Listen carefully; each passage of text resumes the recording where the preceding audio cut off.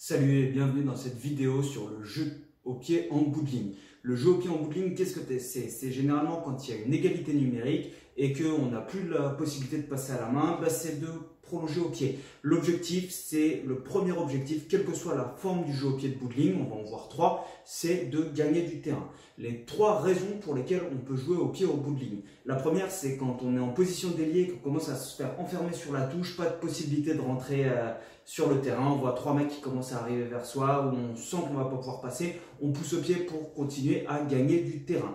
La deuxième option, ça peut être l'occupation, c'est-à-dire qu'on est en train de mener dans un match, les conditions sont mauvaises, on a envie de casser le rythme, on a un bon contre en touche, hop, on va pousser la balle au pied, on va faire en sorte qu'elle sorte en touche, de manière à pouvoir contrer derrière.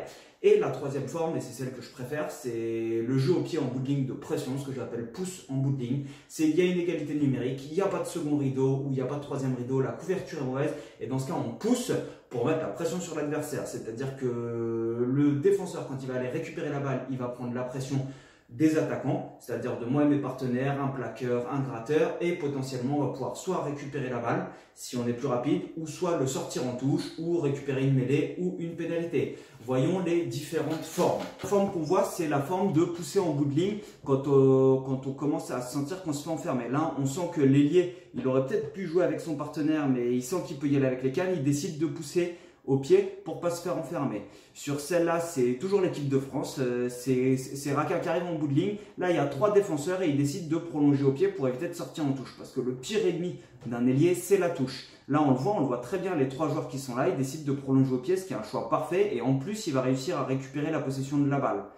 Et le dernier cas, c'est toujours Raka qui est à l'aise, c'est que là il sent qu'il va se faire enfermer, qu'il ne passera pas avec les cannes et que potentiellement il n'y a pas de couverture et qu'il a la possibilité de pousser au pied, et ben il pousse au pied pour un petit coup de pied de recentrage qui est pour lui.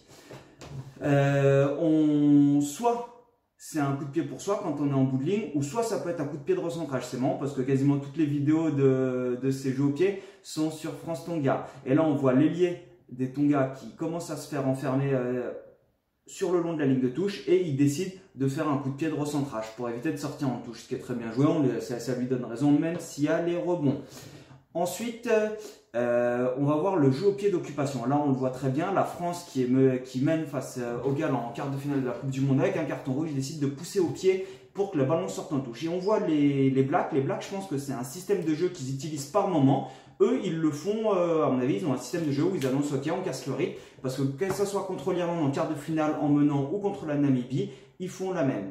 Les États-Unis, eux, c'est un jeu au pied de pression qui reste sur le terrain. C'est quelque chose qui est travaillé, c'est-à-dire qu'on le voit, ils en mettent plusieurs. C'est des jeux au pied qui vont s'arrêter proche de la ligne d'en but, si possible dans le couloir des 5 mètres. Et là, ça commence à devenir dur à défendre parce que la couverture sur le troisième rideau, même si elle récupère la balle, elle va prendre la pression, elle se retrouve isolée. Et c'est des ballons qu'on est capable de récupérer. Là, en l'occurrence, les USA vont le récupérer à travers une mêlée.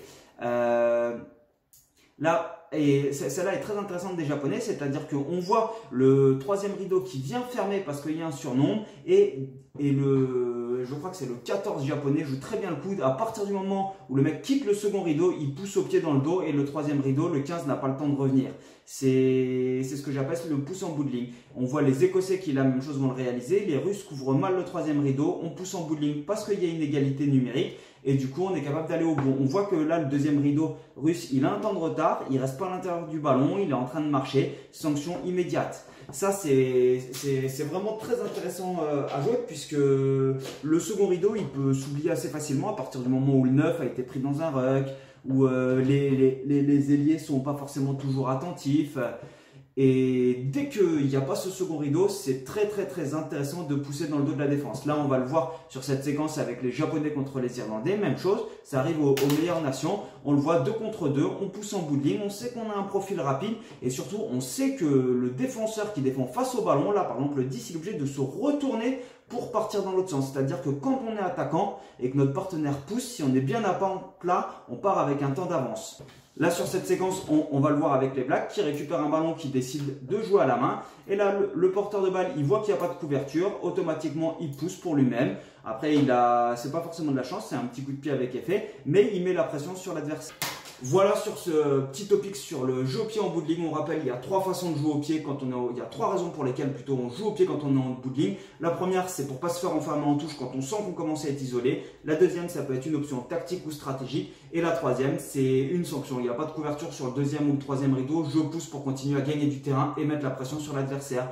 N'oublie pas de mettre un petit like sur la vidéo et à bientôt sur une prochaine séquence. Ciao!